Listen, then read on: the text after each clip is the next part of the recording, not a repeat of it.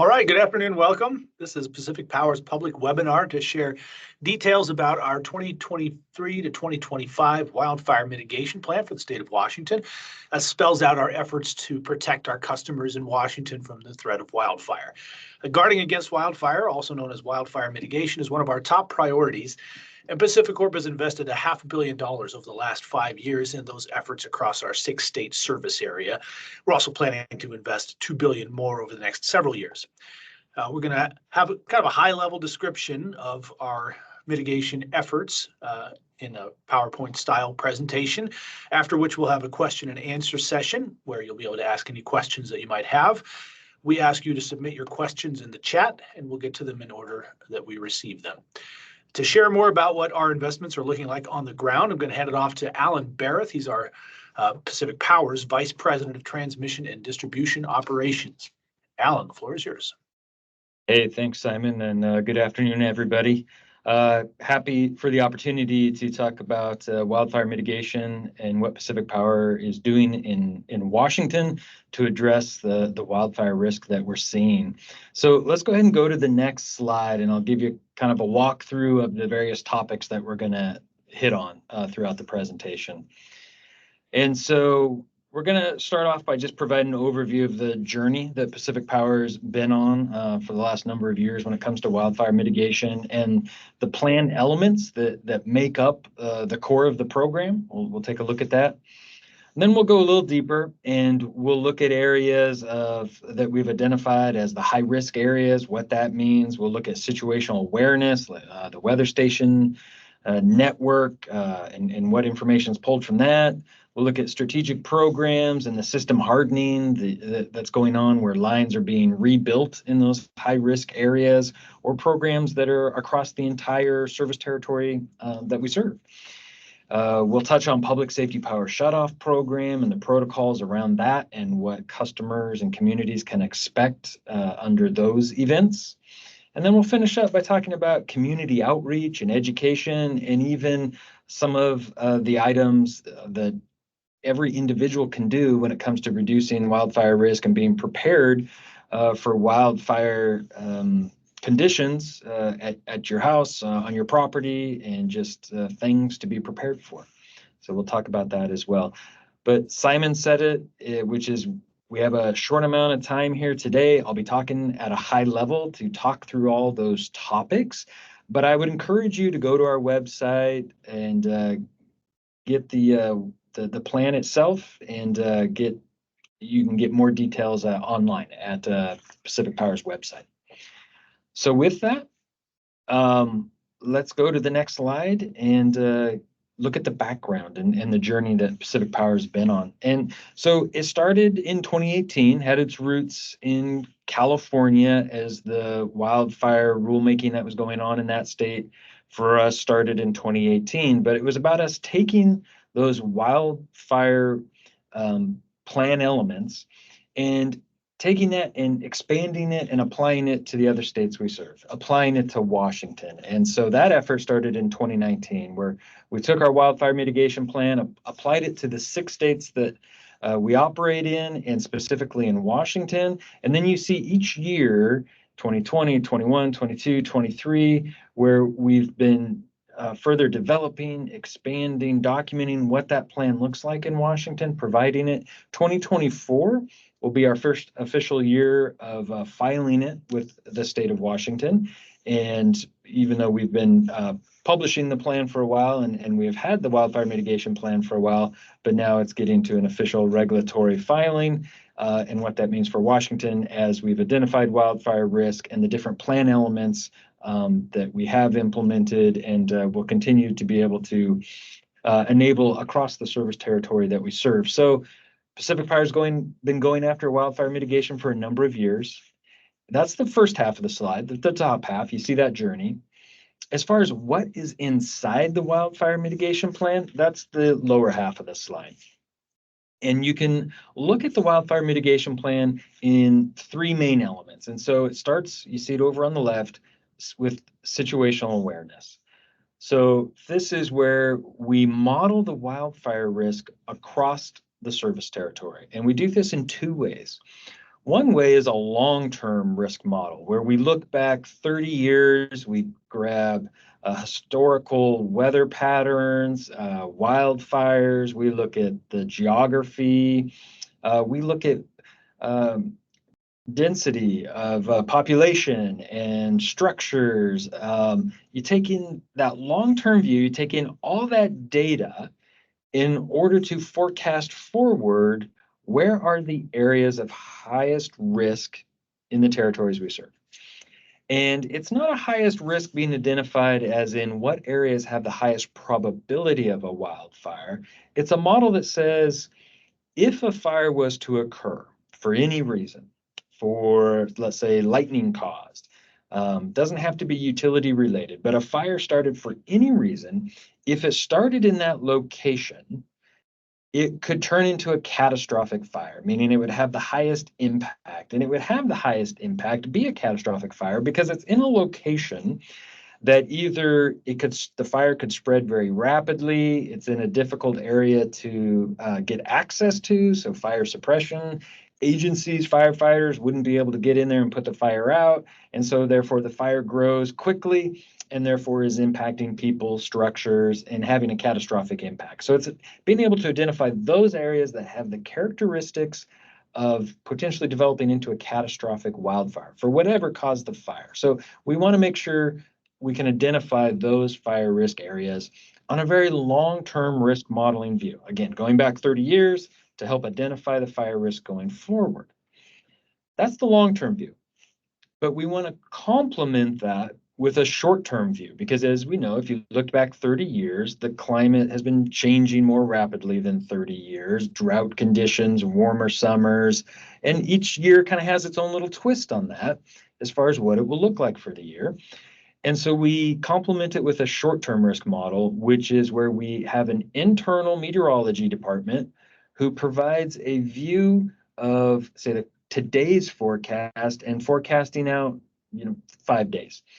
Where is the fire risk given how dry things are, how windy it's going to be, just is it a drier summer than normal, how wet was the winter? Take in all that, but on a short-term view, say, where's the risk today or this week? Anywhere across our service territory. So now that I have like a long-term view that I'm complementing with a short-term view, I have higher confidence of being able to identify where that fire risk is, no matter when throughout the year. We run that forecast every day of the year, even in the winter, and we run it across our entire service territory, even though we've identified areas that are higher risk, given the 30-year model. Short term, we look everywhere. We don't want any surprises. So by running those two models, it helps us identify where is the fire risk all year long. So once you've identified the fire risk through that situational awareness, running models, using the weather station network, and we'll talk more about that on a couple slides here.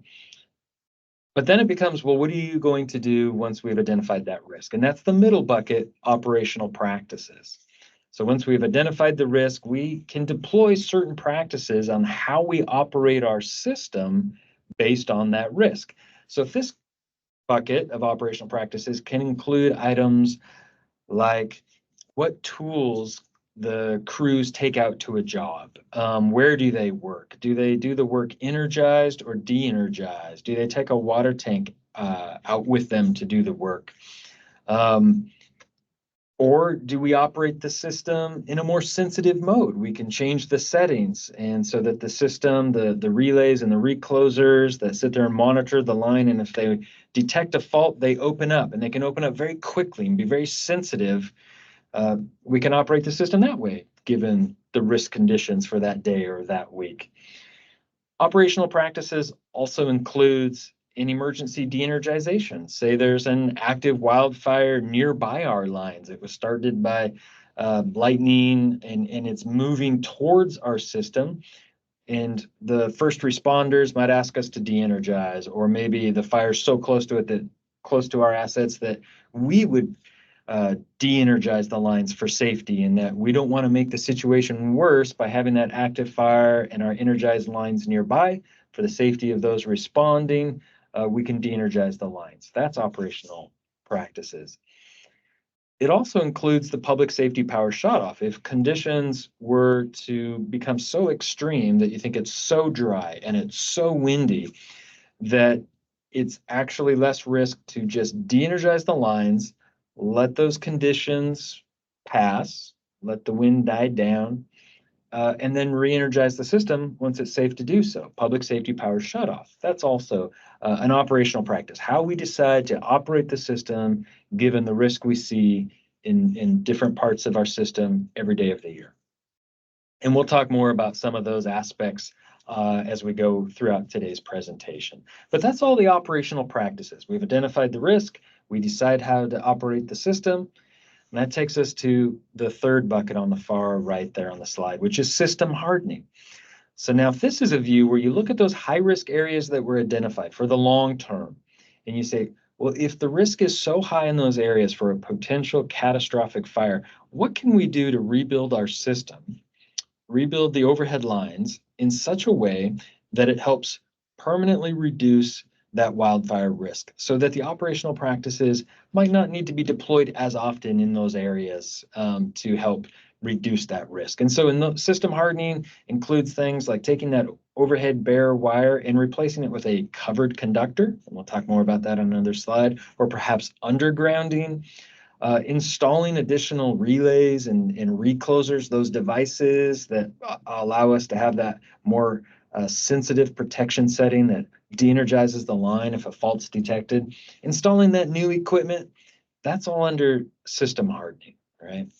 So in those three buckets of situational awareness, identifying the risk, operational practice, based on that risk, operating our system differently, and then the third bucket, system hardening, rebuilding the lines where that high risk is, that makes up the wildfire mitigation plan. That's the bulk.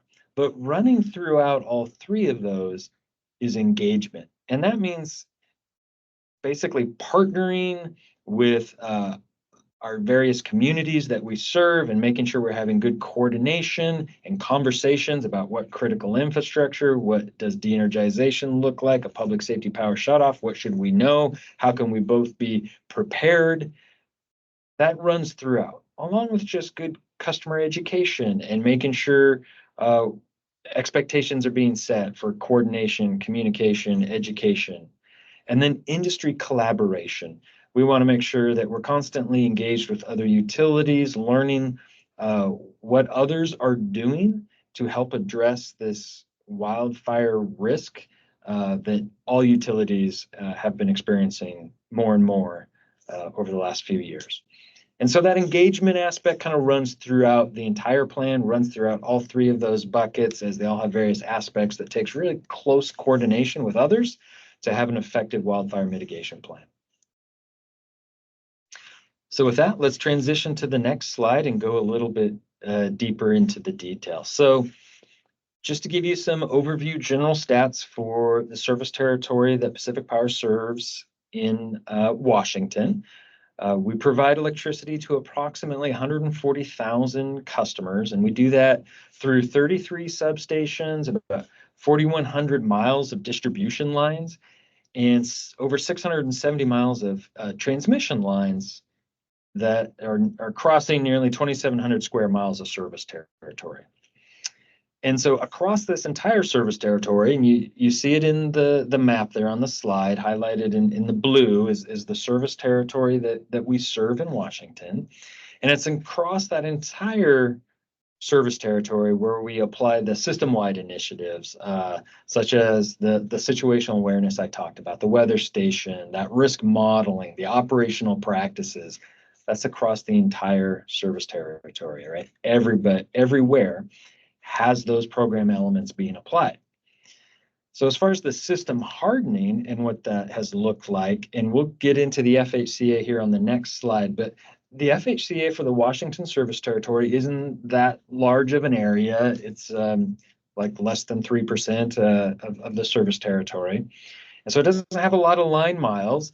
But here just last year, we've finished up and replaced 13 miles of that bare overhead conductor and replaced it with that insulated covered conductor I was talking about.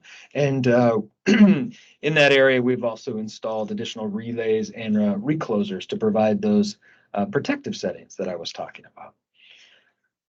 So that's a general overview of the area we serve in Washington. Let's look at the areas that have been identified as that heightened fire risk, that potential for catastrophic fire risk. And so as we transition to the next slide, we can zoom in a little bit and we show you where that area has been identified. And so Pacific Power has implemented modeling tools to support that determination, identification of that very local specific risk, right, to inform our wildfire mitigation programs. And with the deployment of these tools, it allows us to get very granular about where this fire risk is in the service territory. So on the map, you can see now the service territory is outlined, and in that purple shade, you just see it northwest of Yakima. They're in the very northwest corner of the service territory, is the identified area for this fire high consequence area, or areas of heightened fire risk for that potential for that catastrophic fire risk. So in Washington, as part of the service territory, not a huge percentage, approximately that 3% I mentioned earlier, in our service territory has been identified as that high fire risk. But even though it's just a small percentage of the territory that's been identified as potential catastrophic wildfire, I just want to re-emphasize and make sure it's clear that the wildfire mitigation plan, the core elements that I'll touch on here in a little bit as well, which is as far as the underlying inspection program, vegetation management, those core programs that address wildfire risk are across the entire service territory. This 3% area is where that system hardening, that additional investment, that rebuilding the lines, that's where it's targeted at. But the majority of the wildfire mitigation plan is across the entire service territory. Every day of the year, identifying that risk, no matter where it's at, and then deploying the right mitigation tool as appropriate. All right, let's transition to the next slide, which is talking more about that situational awareness, right? And this is that short-term risk modeling, looking at that dynamic risk assessment that can be done, near real time, because we've deployed our own weather station network. And so this is 18 weather stations that we have deployed across the service territory in Washington today. Over the next year, by the end of this year, we'll install an additional 15, so taking us to 33 weather stations across our service territory, where we're able to interrogate those stations, pull back information every 10 minutes, look at what the wind speeds are doing, the temperatures, taking that all in to go into the risk model to help identify what the conditions are, so that we can deploy the right operational practice, right? And so we continue to build out that weather station into the future. Even when we get to the 33 number by the end of 2024, we're not done. We'll continue to build it out. Weather stations are basically where you deploy a number of them, you do the modeling, you determine if there's any gaps in the modeling, meaning are there portions of the service territory where it'd be beneficial to have a weather station in the valley or up on the hilltop, where just to make sure we can get how the weather changes, all those microclimates, to make sure we have weather stations to fill in the gaps as our model gets more and more experience. And so we'll continue to build out that weather station network as we move forward. But I mentioned it earlier, and I'll highlight it again, but internally, though, all that information is coming back to a team of meteorologists that we have built up the department inside Pacific Power. And so currently we have 6 full-time meteorologists who are taking in all that information and providing that daily event-driven forecasts that inform the risk decisions that are being made on that day, that help us inform and forecast the need for a public safety power shutoff as well. So we have a team of meteorologists who are reviewing and all that weather data that's coming into us centrally. Also, that weather data that's collected is made available to the public, because that's a lot of information coming in, beneficial to others as well to be able to see that. And so if you go to pacificpowerweather.com, you can see those weather stations, you can see the winds coming in real time every 10 minutes. and see how that compares to some of the historical wind at that location. All right, let's go to the next slide. And what I want you to take away from this slide when you look at this is that as you look at the lower half and you see that arrow kind of going from a green, low fire risk, elevated, significant, extreme fire risk, is that as fire risk escalates, so does our response. And so as we move into elevated, significant, extreme, more and more risk reduction operational practices are being deployed to match that escalation. And so what does that mean? Well, that means in those high risk areas, when we swap over to the more sensitive settings, we can do that in the low fire risk, even though like we haven't reached that significant fire risk condition yet.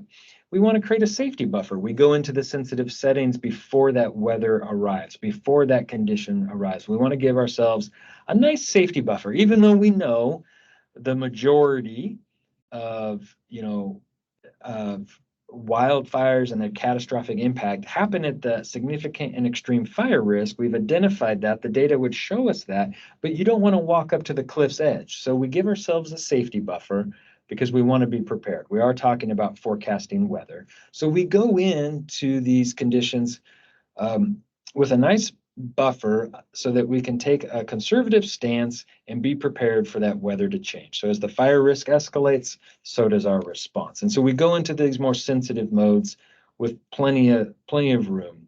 And then if you're outside those high risk areas, we still deploy those more sensitive settings. We might just shrink down the safety buffer a little bit because the impact, the risk modeling is different. And then if the risk conditions continue to escalate, that's when we get into that public safety power shutoff potential. When it's as dry as like the top 5% dryness in an area, it's the top 5% wind we've ever seen in an area. Those come together, that's when 98% of the catastrophic wildfires happen.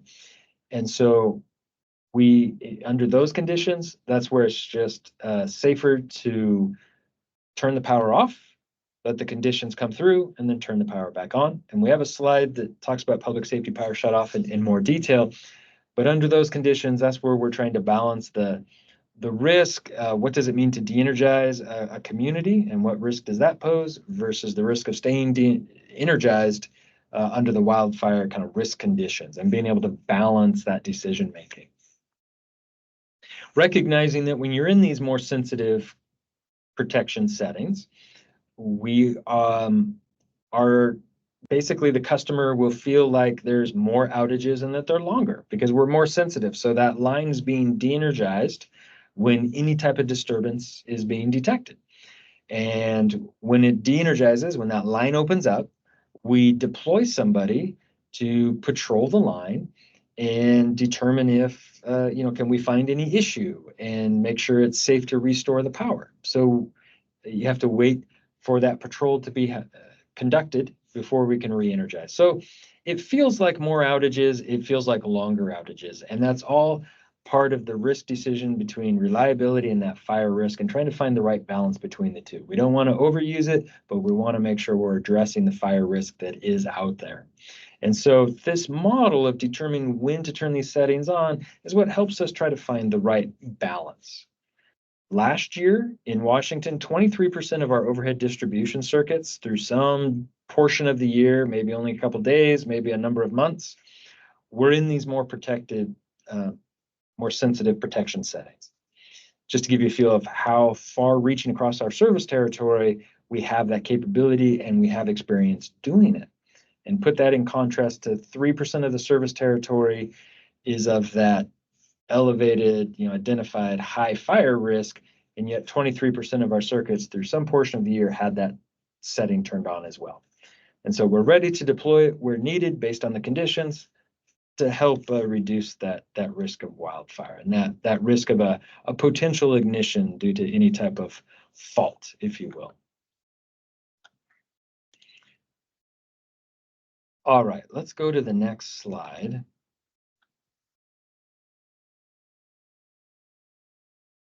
And let's talk about the underlying programs that are in place. So I was talking about the sensitive settings, and those are like an additional layer, but I want to talk about what's just done across the service territory as part of our normal type of programs, right? And those are in two areas we're going to talk about. One is inspections, where we go out and we look at the poles and the wire going between the poles. We look at the equipment on the poles, basically just go get eyes on our equipment and make sure that everything's in good order. And if anything is not, that it's logged and that it's corrected as soon as possible. Right? Making sure our assets are in good working order. The other one is vegetation management, and that's to go out and get eyes and on from a tree perspective and make sure we have good clearance between trees and the lines to make sure the branches under windy conditions aren't slapping the lines, right? We want good clearance between trees and the lines.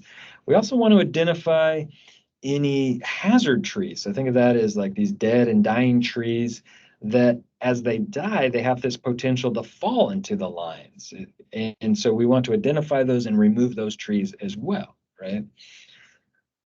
Also in the high risk areas, we do pole clearing at the base of the power pole. We clear a 10-foot radius around that pole. If there's like equipment or anything on that pole, so that if that equipment, while it's operating, think of a fuse or something like that, if any sparks came from that equipment, it would fall to the ground and there'd be no fuel, no vegetation at the base of the pole to ignite. And so pole clearing in the high risk areas is done as well. But it's these underlying programs of inspecting all of our equipment throughout our service territory, more frequently in the high-risk areas, vegetation management across the entire service territory, more frequently in the high-risk areas, to make sure everything's in good working order, to make sure that the probability of any type of interference or equipment not operating correctly has been reduced as much as possible. So that's the underlying program that helps with wildfire risk mitigation. All right, let's go to the next slide. And let's look at the system hardening. So if you remember back when I was talking about the three core elements, you had your situational awareness, your operational practices, and then it was in the areas that were identified as the high risk. And so you see on the map, northwest part up above Yakima, in those high risk areas where the risk for catastrophic fire is so high that we want to rebuild the system to help dramatically reduce that risk and remove those bare overhead lines and replace with a covered conductor or an undergrounding. And so for the Washington Service Territory, this is meant spending about $5 million rebuilding a line, would be about 20 miles in total, from that overhead to a combination of undergrounding and covered conductor, right? And this is targeted at that 3% of the service territory for what's been identified so far in Washington. Now, if this takes a number of years, if you think of a construction project with the engineering and the permitting, so it takes a number of years to accomplish it. That's why we make sure those other things are in place, like the risk modeling and the operational practices, because that can be done quicker than it can to get the system hardening completed. So as I mentioned earlier, 13 miles have been done to date in this area, 5 more miles to be completed this year, wrapping up this project in 2024. Also in that area, we look at the relays and reclosers for those sensitive settings I talked about. Also replacing the fuses in that area to a non-expulsion. If you think of a fuse, when it operates, it's a little piece of metal that it melts under high current. It has that potential to create a spark, and so we replace those fuses with a non-expulsion fuse replacement that contains all that, making sure there's no spark, no potential for ignition. So fuse replacement is part of that program as well. So we'll continue that effort in 2024 and rebuild this section of line in that high risk identified area. All right, let's go to the next slide and look at public safety power shutoff. So as I mentioned earlier, public safety power shutoff is used during those conditions where it's so extreme. It's at that top 5% dryness, top 5% windiness that is just so extreme that we look at de-energizing to help reduce that risk, let those conditions pass, and then re-energizing.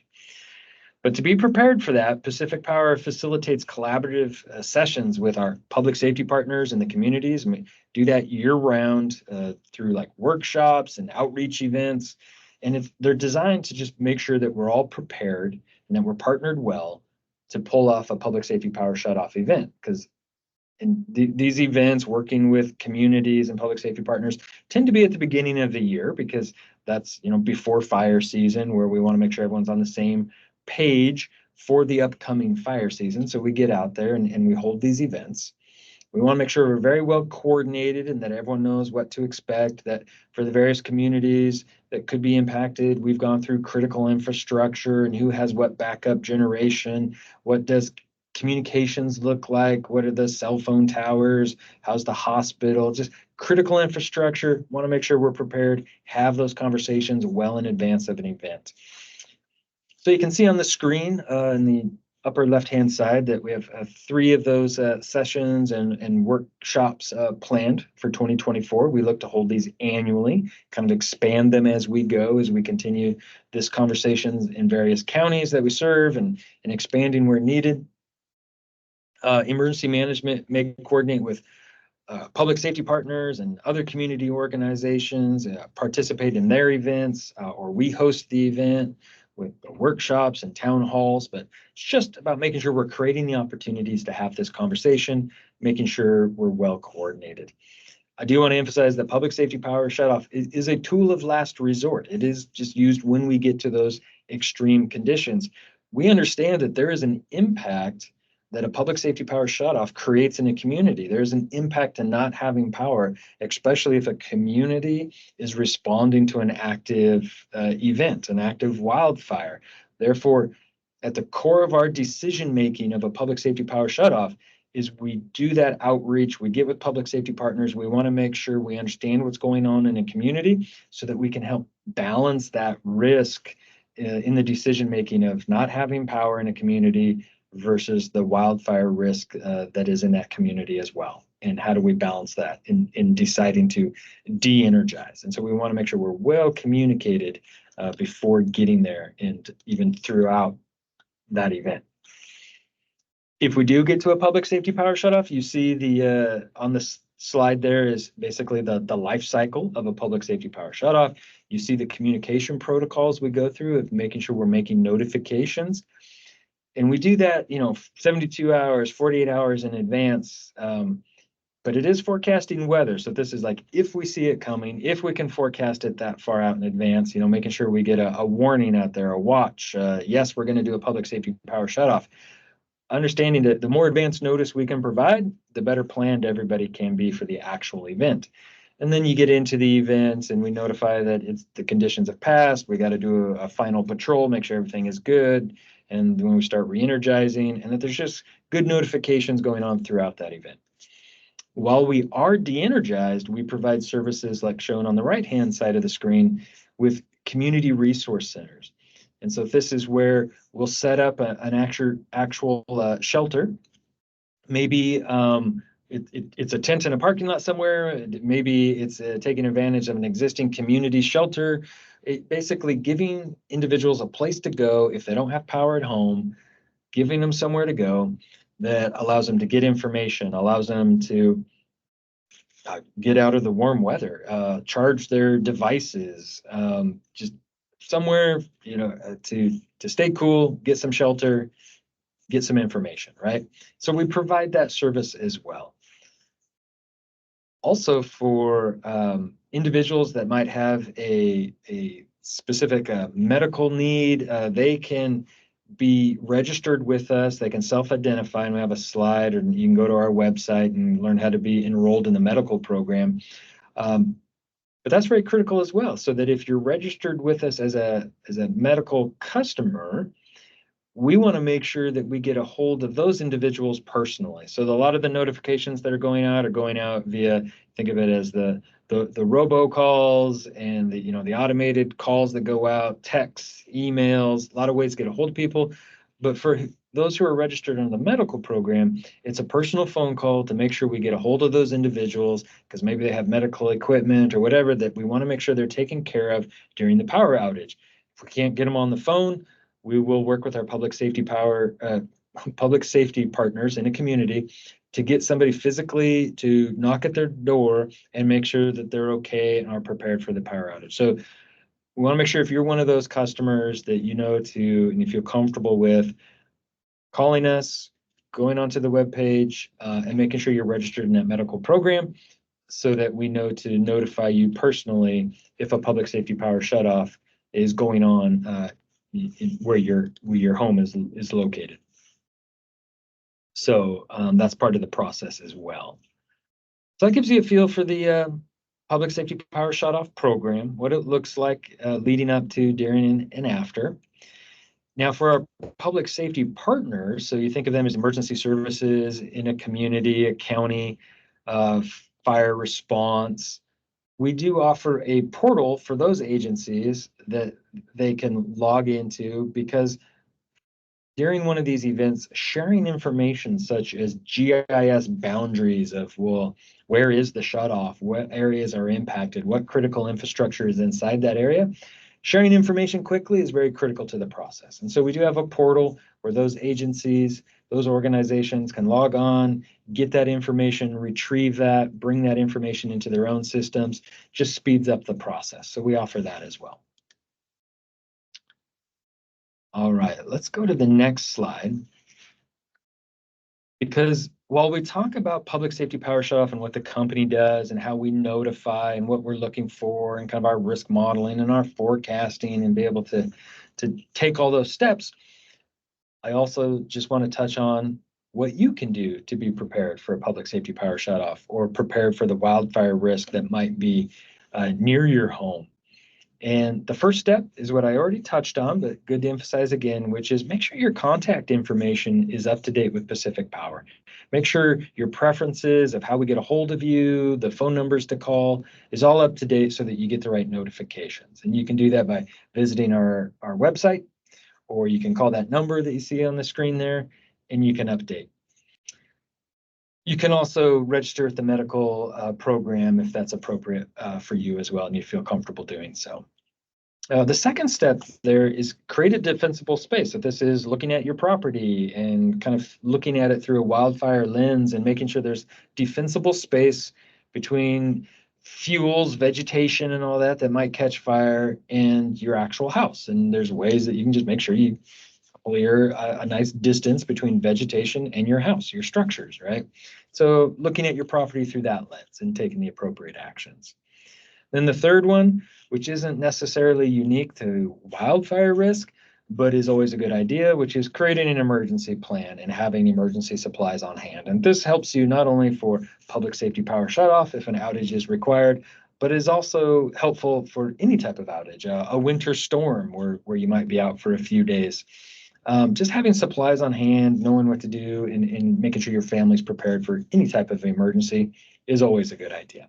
So those are some things you can do to be prepared yourself as we go into the fire season.